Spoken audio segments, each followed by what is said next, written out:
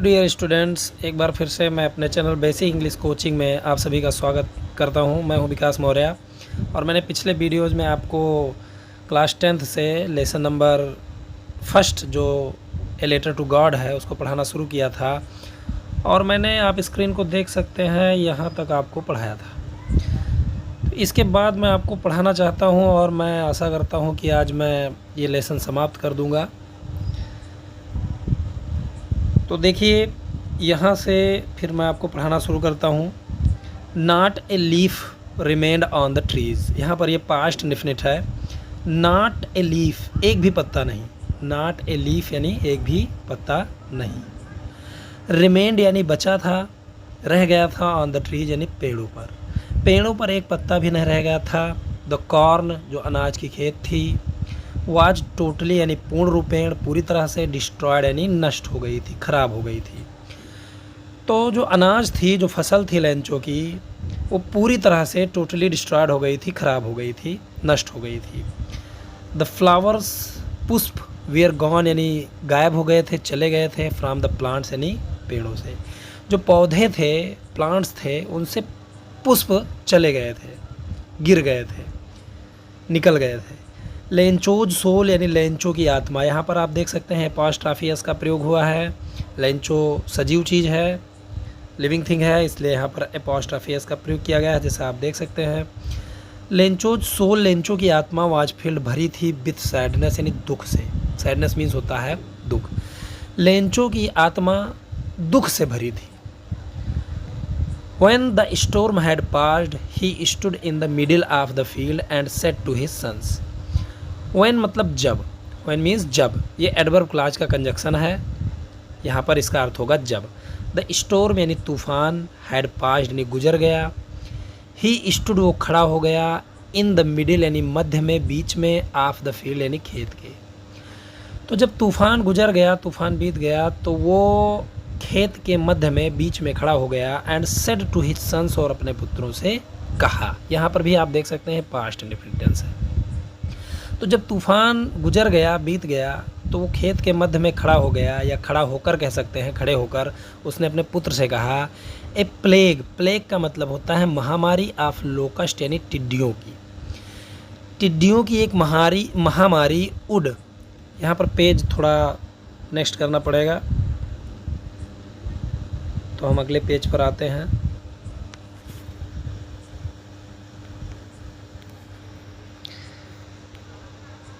Gas, Hindi निकालना अगर आसान हो जाएगा, अगर आप ग्रामर अच्छी तरह पढ़ते हैं तो। बिना ग्रामर के हिंदी निकालना आसान नहीं होता है। गेस करके कुछ भी कर लिया जाए तो अलग बात है। तो मैं आगे पढ़ा रहा था। A plague of locust would have left यानी छोड़ दिया होता। वुड हैव लेफ्ट मतलब छोड़ दिया होता। ये पास्ट का कंडीशनल है, पास्ट को बता रहा है। तो a plague of locust have left यानी छोड़ दिया होता। मोर दैन दिस यानी इससे ज़्यादा। तो उसने कहा कि टिड्डियों की एक महामारी भी आ जाती तो भी इससे ज़्यादा बच जाता। और वर्षा, ये जो हेल हुई है, जो बर्फबारी हुई है, इसने तो कुछ भी नहीं छोड़ा है। द हेल यानी ओलावृष्टि, या जिसको हम बर्फबारी कह सकते हैं, हैज लेफ्ट छोड़ा है, नथिंग मतलब कुछ नहीं। तो लेंचो अपने पुत्रों से कहता है कि अगर टिड्डियों की महामारी आ जाती तो इससे ज़्यादा उसने छोड़ दिया होता, बचा दिया होता, कुछ अनाज बच जाता। लेकिन वो ओलावृष्टि ने, बर्फबारी ने कुछ भी नहीं छोड़ा है। दिस ईयर, इस वर्ष, we will have no corn, हमारे पास अनाज नहीं होगा। इस वर्ष हमारे पास अनाज नहीं रहेगा। दैट नाइट, वह रात, वाज मतलब थी, ए सॉरोफुल वन यानी एक दुख भरी रात। यहाँ पर इस सेंटेंस में स्टूडेंट मैं आपको बताना चाहता हूँ, दैट नाइट वह रात, वाज मतलब थी, ए सॉरोफुल एक दुख भरी, वन यानी रात। जब एक बार किसी चीज़ का प्रयोग हो जाता है, अगर दोबारा उसी सेंटेंस में एक चीज़ का और प्रयोग होना हो तो उसके लिए हम वन लिख देते हैं, और अगर बहुवचन हो, प्लूरल नंबर हो, तो वंस कर देते हैं। तो यहाँ पर ये लिखा है कि वह रात दुख भरी रात थी। ऑल आवर वर्क, हमारा सारा काम, फॉर नथिंग यानी व्यर्थ चला गया, कुछ नहीं मिला। हमारा इतना सारा काम, मेहनत व्यर्थ में चला गया, कुछ मिला नहीं। There is no one, there is यानी है, देयर इंट्रोडक्टरी है, देयर का अर्थ कुछ नहीं होता है, जैसा कि आप ट्रांसलेशन में पढ़ेंगे अगर मेरे चैनल में बने रहेंगे तो, या कहीं पर भी आपने पढ़ा है तो ये आपने पढ़ा होगा देयर मीन्स कुछ नहीं होता है। देयर इज़ नो वन, कोई नहीं है। हु यानी जो, यहाँ पर ये रिलेटिव प्रोनाउन का कंजक्शन है। हु मीन्स जो, कैन हेल्प अस हमारी सहायता कर सकता है। तो इसका अर्थ हुआ कोई ऐसा नहीं है जो हमारी सहायता कर सकता है। We will all go hungry this year, we will all go hungry, हम भूखे रह जाएंगे, दिस ईयर इस साल, हम सभी इस साल भूखे रह जाएंगे। अब यहाँ पर ओरल कम्प्रहेंशन चेक में है, इसमें कुछ क्वेश्चन हैं जिसको आपने कहानी अच्छे से पढ़ लिया है तो बहुत अच्छी तरह से इन चारों का आंसर आप आराम से दे सकते हैं। जैसे what did Lencho hope for, Lencho को किस चीज़ की आशा थी, तो लेंचो को बारिश की आशा थी कि बारिश अच्छी हो जाए। Why did Lencho say the raindrops were like new coins, Lencho ने ऐसा क्यों कहा कि जो वर्षा की बूंदें थी वो नए नए सिक्के की तरह थी। तो इसका उत्तर ये हो सकता है गाइस कि वर्षा लेंचो के खेत के लिए बहुत इम्पोर्टेंट थी। वर्षा के बिना उसकी फसल सूख रही थी, बर्बाद हो रही थी, लेकिन जब वर्षा हुई तो वो बहुत महत्वपूर्ण थी लेंचो के खेत के लिए, इसलिए उसने वर्षा की बूंदों को नए सिक्कों से तुलना किया। How did the rain change, वर्षा कैसे बदल गई। What happen to Lencho's field, और लेंचो के खेतों का क्या हुआ। तो वर्षा बर्फबारी में बदल गई, जब तेज़ हवा चलने लगी तो वर्षा बर्फबारी में बदल गई। फिर अगला क्वेश्चन ये है कि what happen to Lencho's field, Lencho की फील्ड का क्या हुआ, खेत का क्या हुआ। तो बर्फबारी ने लेंचो खेत को पूरी तरह से बर्बाद कर दिया, उसकी सारी फसल नष्ट हो गई। इस प्रकार अगर आप इस हिंदी को, कहानी के हिंदी को अच्छी तरह से पढ़ते हैं तो किसी भी क्वेश्चन का आंसर आप आसानी से दे सकते हैं, चाहे वो पेपर की क्वेश्चन ही क्यों ना हो। What were Lencho's feeling when the hail stop, जब व्हेन द हेल स्टॉप, जब वर्षा रुकी। व्हाट वेयर लेंचोज फीलिंग, तो लेंचो के फीलिंग्स क्या थे, उसके फीलिंग्स क्या थे। तो जब वर्षा रुक गई, ये जो बर्फबारी थी, ओलावृष्टि थी, जब वो रुक गई तो लेंचो की फीलिंग्स क्या थी। तो जब वर्षा रुकी तो लेंचो बहुत दुखी हो गया, उसने अपनी बर्बाद फसल देखी और वह बहुत दुखी हो गया। तो आगे पढ़ते हैं, क्वेश्चन आंसर हम लेसन के अंत में आपको बताएंगे, लेकिन क्वेश्चन के आंसर देने के लिए आपको ध्यान देने की ज़रूरत ये है कि आपको हिंदी निकालना आ जाना चाहिए, प्लस उसकी कहानी अच्छी तरह से याद होनी चाहिए। तब आप अच्छे से इसकी हिंदी अगर निकाल लेंगे तो किसी भी क्वेश्चन का आंसर आप दे सकते हैं। उसको हिंदी में सोचिए और उसका आंसर इंग्लिश में लिख दीजिए, लेकिन ऐसा तभी संभव होगा जब ग्रामर बहुत अच्छा होगा। तो अभी आप इंग्लिश स्पीकिंग में ना फंसें, आप मेरे द्वारा पढ़ाए गए जितनी भी चीज़ें हैं उसको अच्छे से पढ़ें। अगर आपने मेरे चैनल को सब्सक्राइब नहीं किया है तो सब्सक्राइब कर लीजिए। उसके बाद जब इन सभी चीज़ों को, ग्रामर को अच्छे से पढ़ेंगे तो आप हिंदी भी निकाल लेंगे। चलिए आगे देखते हैं समय ना खर्च करते हुए। But in the hearts of all, but in the hearts यानी हृदयों में, दिलों में।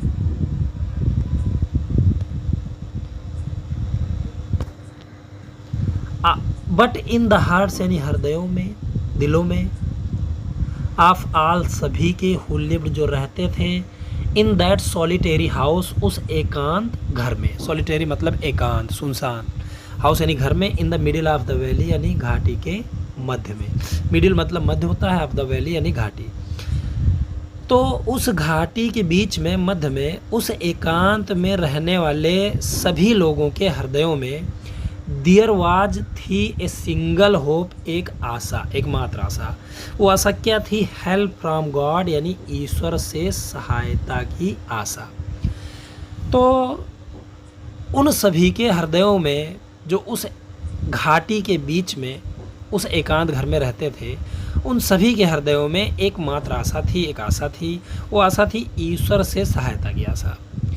तो लेंचो कहता है डोंट बी सो अपसेट, इतना परेशान मत हो, इतना मत घबराओ। अपसेट मतलब घबराना या परेशान होना। इवन दो का मतलब होता है यद्यपि, इवन दो मीन्स यद्यपि। दिस सीम से प्रतीत होता है लाइक ए टोटल लॉस यानी पूरी तरह नुकसान। तो इतना घबराने की ज़रूरत नहीं है, इतना घबराइए मत, यद्यपि ये पूरी तरह नुकसान, बहुत ज़्यादा क्षति प्रतीत हो रहा है। लेकिन उसने आगे कहा रिमेंबर याद रखो, नो वन कोई नहीं, डाइज यानी मरता है, यहाँ पर प्रेजेंट इंडिफिनिट टेंस है, ऑफ डेंजर हंगर यानी भूख से। तो याद रखो कि कोई भी भूख से नहीं मरता है। दैट्स व्हाट दे से, ये वही बात हुई जो लोग कहते हैं। दैट्स व्हाट, ये वो है जो, व्हाट मतलब जो होता है, ये नाउन क्लास का कंजक्शन है। दे से वे कहते हैं, लेकिन यहाँ पर वे कहते हैं, यानी दे का तात्पर्य लोगों से लिया गया है। तो यही बात लोग कहते हैं, no one dies of hunger, कोई भी भूख से नहीं मरता है, कोई भी भूख से नहीं मरता है। ऑल थ्रो द नाइट, पूरी रात भर। थ्रो का मतलब होता है होकर, जरिए, यानी रात भर। लेंचो थाट, लेंचो ने सोचा, ओनली एकमात्र, आप हिज वन होप, अपनी एकमात्र आशा के बारे में, द हेल्प ऑफ गॉड, यानी ईश्वर की सहायता की। तो पूरी रात लेंचो अपनी एकमात्र आशा के बारे में सोचता रहा, ईश्वर की सहायता के बारे में। हुज आइज, जिसकी आँखें, एज जैसा कि ही हैड बीन इंस्ट्रक्टेड, उसे निर्देशित किया गया था। तो जिसकी आंखें, जैसा कि उसे निर्देशित गया था, सी एवरीथिंग, सब कुछ देख लेती हैं। इवन व्हाट, यानी उसको भी, जो, इज मतलब होता है डीप, यानी अंदर, बहुत गहराई में, इनवंस यानी व्यक्ति के, कॉन्साइंस यानी अंतर्मन में। तो पूरी रात लेंचो अपनी एकमात्र आशा के बारे में सोचता रहा, ईश्वर की सहायता के बारे में। उसकी, जिसकी आँखें, जैसा कि उसे हमेशा से निर्देशित किया गया था, बचपन से बताया गया था, सब कुछ देख लेती हैं। उसको भी देख लेती हैं जो व्यक्ति के अंतर्मन में बहुत गहराई से होता है, बहुत अंदर तक होता है। तो व्यक्ति के अंतर्मन में भी जो भी कुछ छिपा होता है, उसको भी ईश्वर की आंखें देख लेती हैं। ऐसा लेंचो को बचपन से ही सिखाया गया था, उसको निर्देशित किया गया था। तो उन्हीं से सहायता के बारे में वो पूरी रात सोचता रहा। लेंचो वाज मतलब था an ox of a man, एक बैल जैसा काम करने वाला आदमी। एन ऑक्स, एक बैल जैसा, ऑफ ए मैन, आदमी। तो लेंचो एक बैल जैसा आदमी था, मतलब बैल की तरह वो काम करता था। वर्किंग यानी काम करते हुए काम करता था, लाइक एन एनिमल, एक पशु की तरह, इन द फील्ड्स, खेतों में। यहाँ पर ये प्रेजेंट पार्टिसिपल आप देख सकते हैं गाइस। अगर आपको प्रेजेंट पार्टिसिपल के बारे में नहीं पता है तो मैं पार्टिसिपल नॉन फाइनाइट्स आपको ग्रामर में पढ़ाऊंगा। बस मेरे वीडियोज़ में आप लगातार बने रहिए, आप पूरी तरह से हाई स्कूल के कोर्स को आराम से जान सकते हैं। मैं बहुत जल्दी इंटर के कोर्स को भी शुरू करूंगा।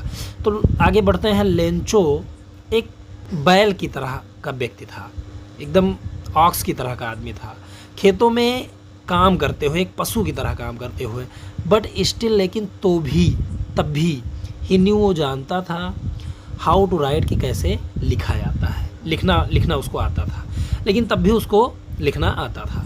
द फॉलोइंग संडे, अगले संडे, एट डे ब्रेक, यानी तड़के, सुबह एकदम तड़के, ही बिगैन टू राइट, वो लिखने लगा। ए लेटर, एक पत्र, हुईच, जिसे ही हिमसेल्फ, वो स्वयं उड़ कैरी ले गया, टू टाउन यानी कस्बे में, एंड प्लेस, और डाल दिया, इन द मेल यानी डाक डब्बे में, डाकघर में। तो अगले संडे, अगले रविवार को सुबह एकदम तड़के वो एक पत्र लिखने लगा, लिखना शुरू किया उसने, जिसे वो स्वयं कस्बे में ले जाएगा, यानी ले गया, और एक डब्बे में उसने डाल दिया। इट वाज नथिंग, ये कुछ नहीं था। इट वाज नथिंग, ये कुछ नहीं था, लेस देन, सिवाय, ए लेटर टू गॉड, यानी ईश्वर को लिखे पत्र के।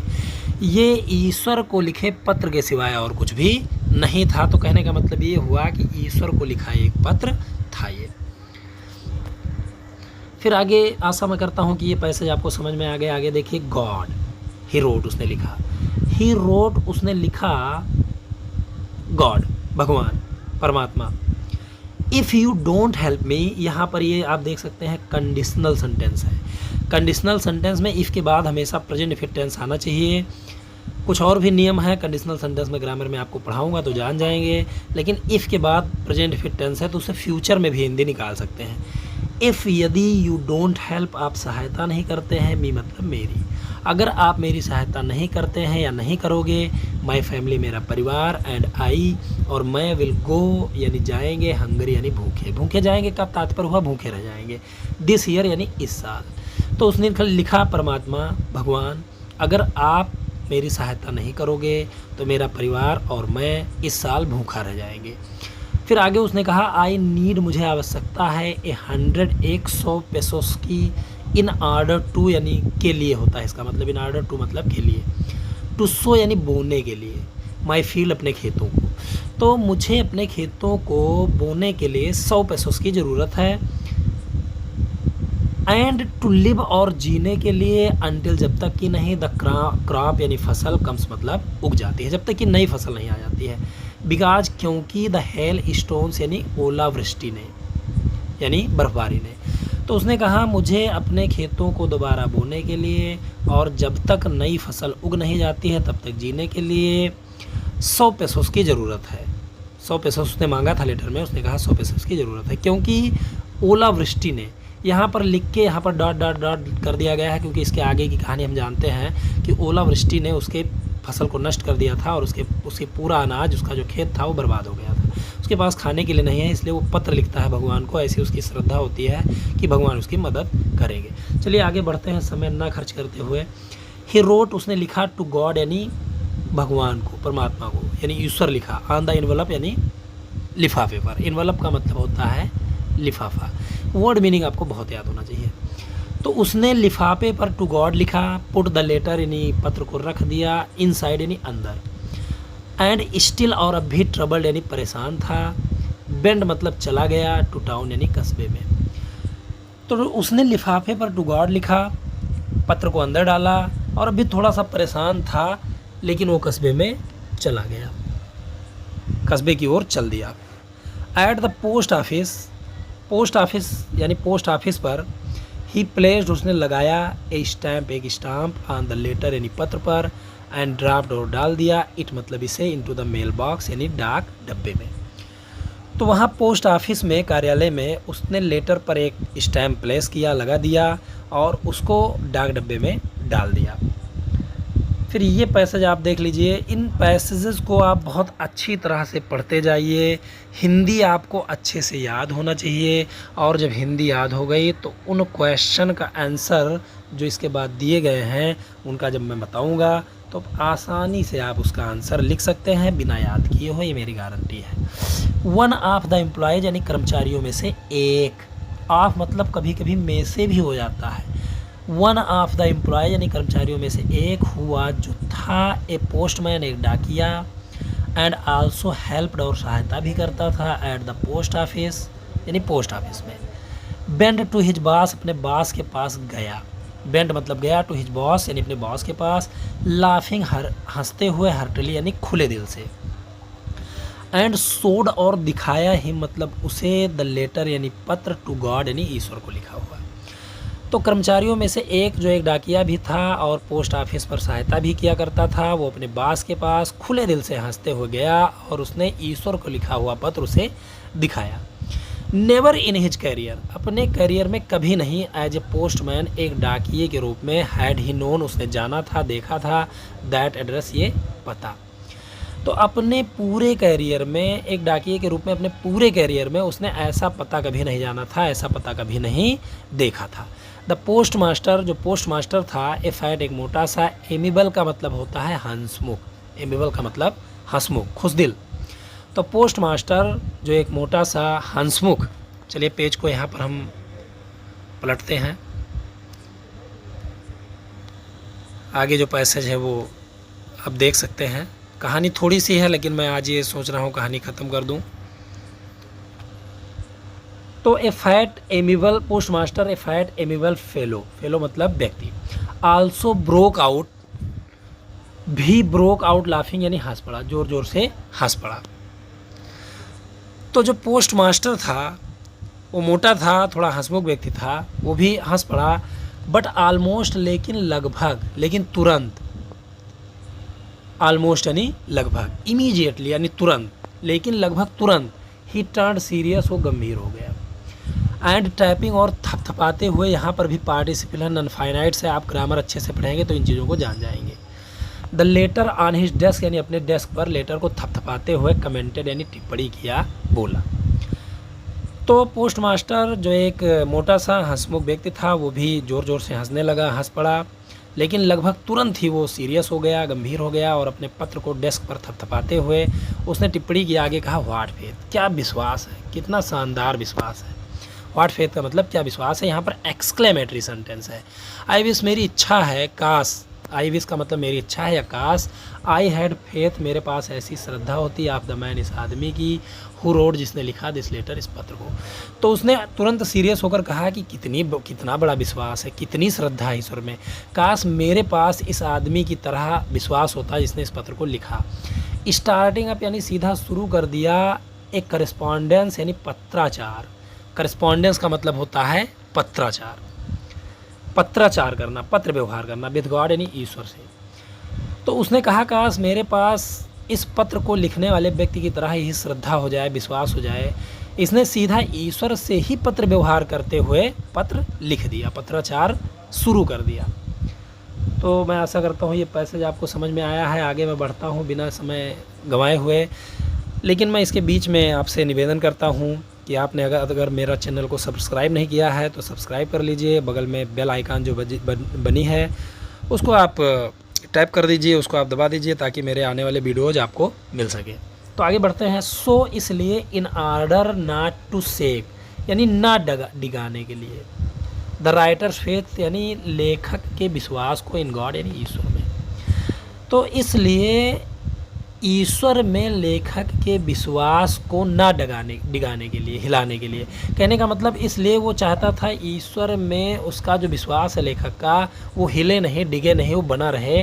तो the post master came up with an idea, एक आइडिया उसने सोचा, पोस्ट मास्टर ने एक विचार आया उसको। तो वो ईश्वर में लेखक के विश्वास को हिलाना नहीं चाहता था, डगमगाना नहीं चाहता था, तोड़ना नहीं चाहता था, इसलिए उसने एक विचार खोजा। उसका विचार क्या था, उसकी योजना क्या थी, आंसर द लेटर यानी पत्र का उत्तर दे दिया जाए। बट व्हेन, लेकिन जब ही ओपन उसने खोला, इट मतलब इसे, लेकिन जब उसने इसे खोला, इट वाज एविडेंट तो स्पष्ट था, एविडेंट मतलब स्पष्ट हो गया, दैट टू आंसर इट कि इसका उत्तर देने के लिए ही नीडेड उसे आवश्यकता थी, समथिंग कुछ मोर ज़्यादा की देन गुडविल यानी भलाई से, इंक स्याही से, एंड पेपर और कागज़ से। तो इसका उत्तर दिया जाए उसने योजना सोची, लेकिन जब इसने पत्र को खोला तो ये स्पष्ट हो गया कि इसका उत्तर देने के लिए उसे भलाई, स्याही और पेपर से और भी ज़्यादा चीज़ों की आवश्यकता थी। और वो क्या था, 100 पेसोस यानी 100 पेसोस उसने मांगा था।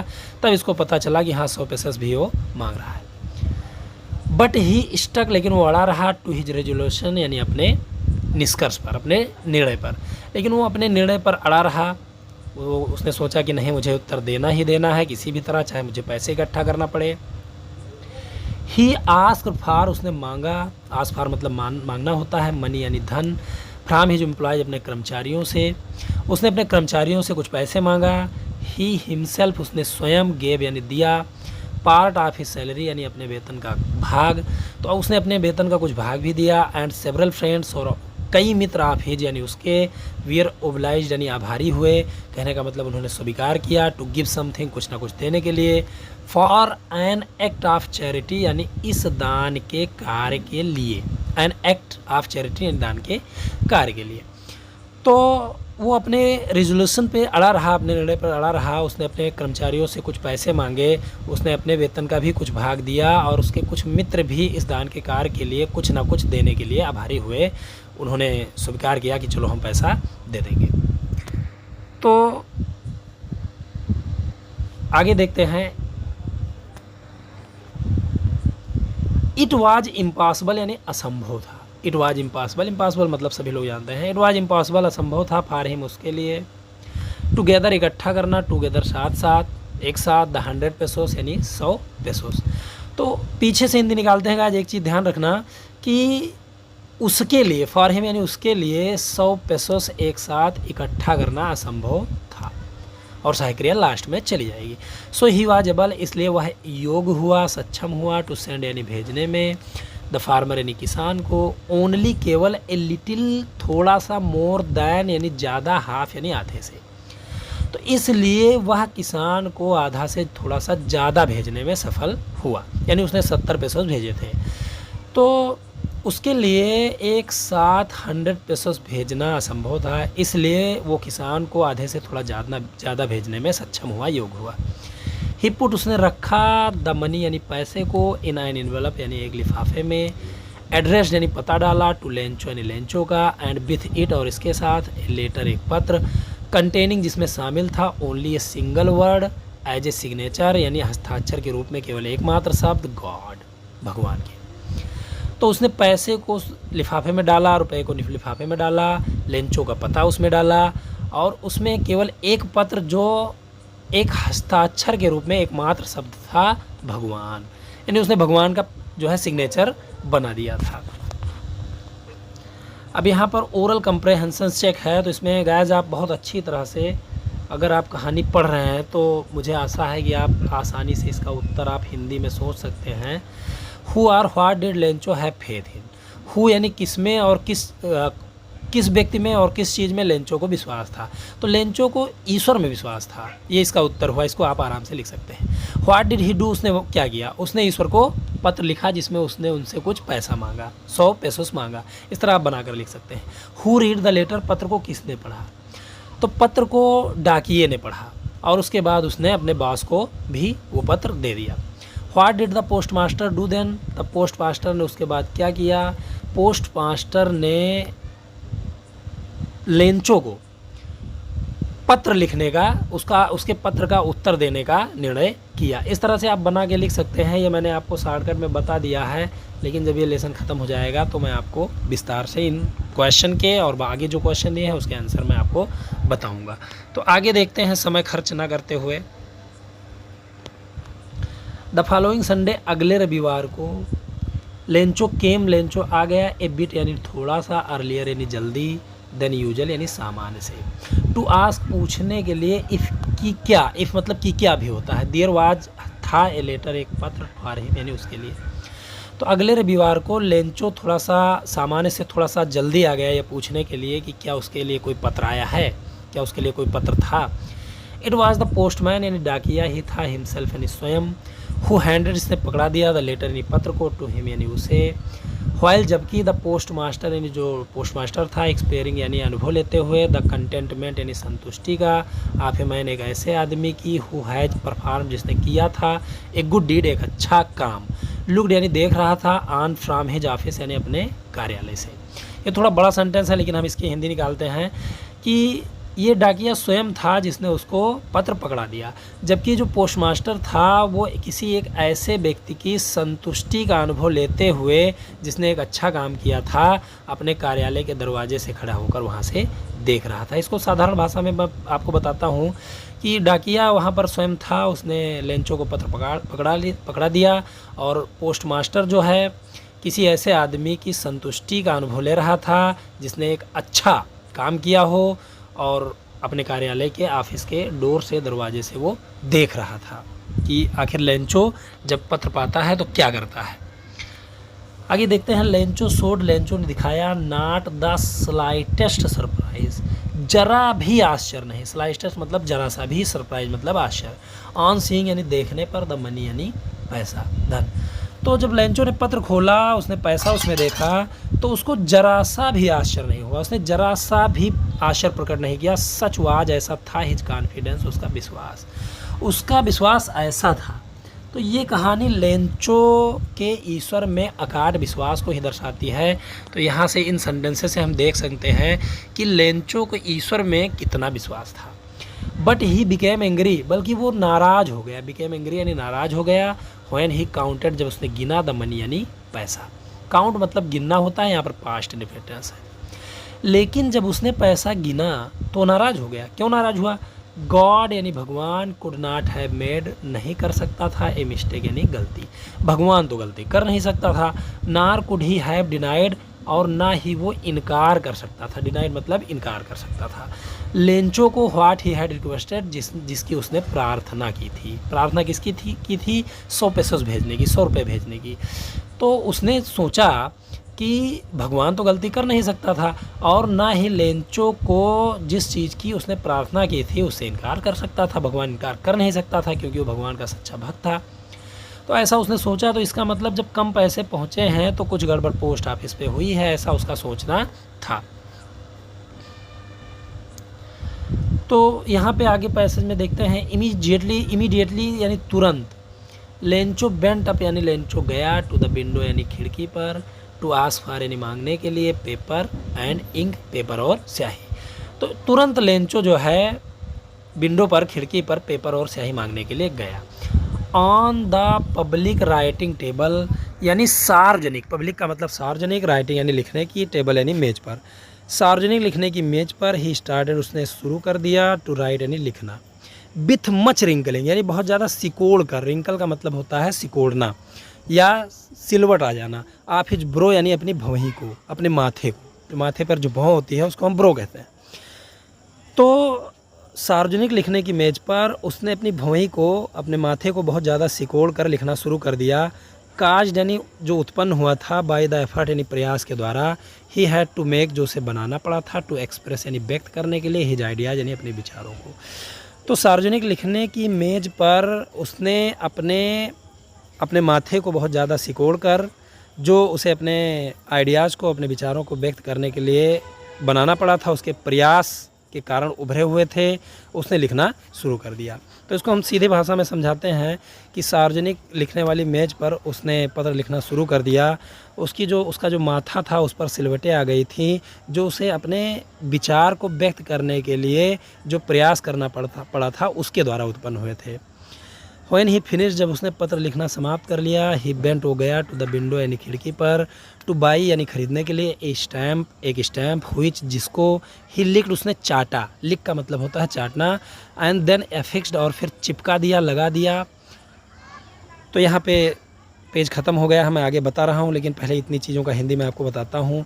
तुरंत लेंचो जो है खिड़की पर पेपर और इंक मांगने के लिए गया। सार्वजनिक लिखने की मेज पर उसने लिखना शुरू कर दिया। उसके माथे पर सिकुड़न थी, सिलवटें थीं, जो उससे अपने आइडियाज़ को, अपने विचारों को व्यक्त करने के लिए जो प्रयास वो कर रहा था उसके द्वारा उत्पन्न हुई थी। जब उसने पत्र लिखना समाप्त कर लिया तो वो खिड़की पर एक स्टैम्प खरीदने के लिए गया, जिसको उसने चाटा और फिर उसने उसको लिफाफे पर लगा दिया। चलते हैं हम अगले पेज पर।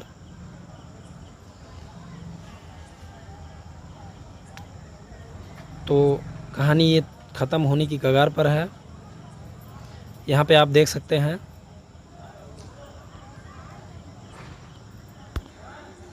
The envelope with a blow of his fist, यानी हिज फिस्ट यानी अपनी मुट्ठी, फिस्ट का मतलब होता है मुट्ठी, हिज फिस्ट यानी अपनी मुट्ठी के ए ब्लो यानी प्रहार से लिफाफे पर चिपका दिया। तो उसने क्या किया, स्टैम्प खरीदा और उसको उसने चाटा, उसके बाद अपने मुट्ठी के प्रहार से उसने लिफाफे पर उसको चिपका दिया। द मूमेंट यानी जिस क्षण, द मूमेंट का मतलब होता है जिस क्षण, द लेटर फेल यानी पत्र गिरा, इनटू द मेल बॉक्स यानी डाक डब्बे में, द पोस्ट मास्टर यानी पोस्ट मास्टर बेंड गया टू ओपन इट, इसको खोलने के लिए। तो जिस क्षण जैसे ही वो पत्र डाक डब्बे में गिरा, पोस्ट मास्टर इसको खोलने के लिए तुरंत चला गया। वो देखने के लिए गया कि आखिर लेंचो ने क्या लिखा है। इट सैड, इसमें लिखा था, सैड मतलब तो होता है कहना, लेकिन पत्र थोड़े कहता है, पत्र में लिखा था कहने का मतलब। गॉड भगवान, ऑफ द मनी वो पैसा जिसको आई आस्क फॉर मैंने मांगा था। तो उसने लिखा परमात्मा भगवान, जो पैसा मैंने आपसे मांगा था, ओनली 70 पेसोस यानी केवल 70 पेसोस रीच्ड में मेरे पास पहुँचे हैं। तो उसने भगवान को दूसरे पत्र में शिकायत करते हुए लिखा था कि हे भगवान, जो पैसा मैंने आपसे मांगा था उसमें से केवल 70 पेसोस मेरे पास पहुँचे हैं। सेंड मी, भेज दीजिए, द रेस्ट यानी बाकी के रुपए, रेस्ट का मतलब होता है शेष या बाकी के रुपए। तो उसने आगे लिखा कि भगवान मुझे बाकी के रुपए भेज दीजिए, सिंस क्योंकि आई नीड मुझे आवश्यकता है, इट मतलब इसकी, वेरी मच यानी बहुत ज़्यादा। तो उसने कहा भगवान जो पैसा बचा है, जो 30 रुपये बच रहे हैं, 30 पैसे बच रहे हैं, उसको मुझे भेज दीजिए क्योंकि इसकी मुझे बहुत ज़्यादा ज़रूरत है। बट लेकिन डोंट सेंड, मत भेजना, इट मतलब इसे, टू मी मेरे पास, थ्रू द मेल यानी डाक द्वारा। लेकिन उसने बहुत बड़ी बात लिख दी, उसने लिखा लेकिन इसको मुझे डाक के द्वारा मत भेजना, बिकॉज क्योंकि द पोस्ट ऑफिस एम्प्लॉयज यानी डाकघर के जो कर्मचारी हैं, आर मतलब हैं ए बंच यानी समूह, आप क्रुक्स यानी ठगों के। तो उसने ये लिखा कि भगवान जो पैसा आप भेज रहे हैं उसको डाक के द्वारा मत भेजिएगा, क्योंकि जो पोस्ट ऑफिस के एम्प्लॉयज़ हैं, कर्मचारी हैं, वो बेईमानों के झुंड हैं यानी ठगों का एक समूह है। और उसके बाद लास्ट में उसने लिख दिया लेंचो। तो ये कहानी हमें लेंचो के भगवान में अत्यधिक विश्वास को दर्शाती है, उसके भोलेपन को दर्शाती है। उसको हम चाहे मूर्खता कह सकते हैं या भगवान में उसकी अकाट विश्वास कह सकते हैं। तो ये कहानी अगर आपको हिंदी में अच्छी तरह से याद रहेगी तो इसके जो आंसर हैं, क्वेश्चन के जो आंसर हैं जो आपको लिखना होगा वो बहुत आराम से बना सकते हैं। उसका मैं एक उदाहरण आपको देता हूँ। माना ये क्वेश्चन आपका आ गया और आपको कहानी याद है। तो क्वेश्चन है, वाज लेंचो सरप्राइज्ड, क्या लेंचो आश्चर्यचकित था टू फाइंड पाकर ए लेटर, एक लेटर फॉर हिम, अपने लिए, विथ मनी इन इट, यानी उसमें पैसे के साथ। तो क्या लेंचो पत्र जो था उसमें पैसे के साथ एक पत्र पाकर, जो मनी उसमें रखा हुआ था, उसको पाकर क्या आश्चर्यचकित था? तो आपको कहानी याद होगा कि पत्र पाकर लेंचो जरा भी आश्चर्य उसने प्रकट नहीं किया था, क्योंकि उसे ईश्वर में पूर्ण विश्वास था और वो मानता था कि ईश्वर उसकी मदद ज़रूर करेंगे। तो इसका आंसर गायज ये हो सकता है कि नहीं, लेंचो पत्र पाकर जरा भी आश्चर्यचकित नहीं था, क्योंकि वह जानता था कि आवश्यकता के समय में भगवान उसकी पैसों के साथ, मनी के साथ सहायता जरूर करेंगे। इस तरह आप बना के लिख सकते हैं। सेकंड क्वेश्चन है, व्हाट मेड हिम एंग्री।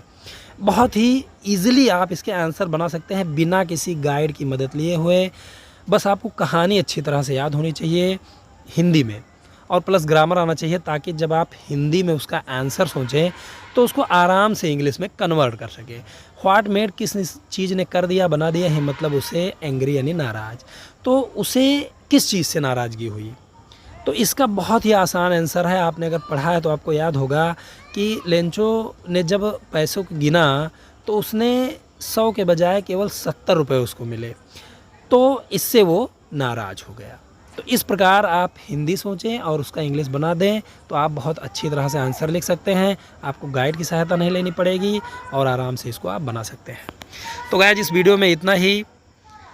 मैंने ये लेसन पढ़ा दिया है, अगले वीडियोज़ में हो सकता है मैं ग्रामर पढ़ाऊँ, लेकिन इस कहानी को आप बार बार पढ़िए, 1-2 बार पढ़िए, उसके बाद क्वेश्चन के आंसर को देने की कोशिश करिए। हालांकि अगले वीडियोज़ में, आने वाले वीडियोज़ में मैं इस लेसन के क्वेश्चन आंसर पर आऊँगा और आपको समझाऊँगा कि कैसे आप इसको लिख सकते हैं। लेकिन बार बार मैं ये कहना चाहता हूँ कि जब तक आपको ग्रामर अच्छी तरह नहीं आता है तब तक ये काम अपने मन से नहीं कर पाएंगे। आपको सिर्फ याद करना पड़ेगा, रटना पड़ेगा। तो ग्रामर आप पढ़िए, मैं आपको पढ़ा रहा हूँ। मेरे पिछले वीडियोज़ को पढ़िए। अगर आप मेरे वीडियो में नए हैं तो कृपया करके मेरे चैनल को सब्सक्राइब कर लीजिए, लाइक करिए और जितना हो सके इसको शेयर करिए, ताकि मैं अगली वीडियोज़ में आपके प्रोत्साहन के साथ और अच्छे वीडियो आपके सामने प्रस्तुत कर सकूं। शेष धन्यवाद।